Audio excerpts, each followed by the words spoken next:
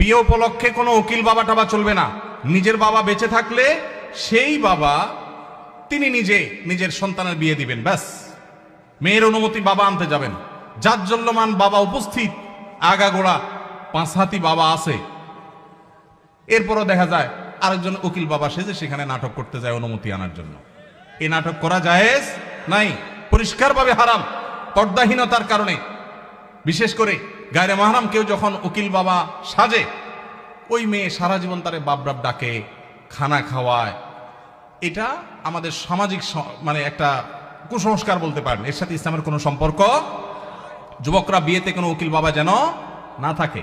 মুরব্বীরা যারা যারা যার যার বিয়ের উকিল বাবা আছেন, আল্লাহর হস্তে বাবাগিরি ছেড়ে তওবা করে আল্লাহর কাছে চলে আসেন, চেষ্টা করবেন তো ইনশাআল্লাহ। এই উকিল বাবার নাম দিয়া পর্দাহীনতা 2 নম্বরই হাজারটা জিনিস হয়। নিজের বাবারই খবর নাই, কিসের আবার উকিল বাবা? হ্যাঁ, উকিল বাবার লগে বললো ভাগছে কোন মেয়ে?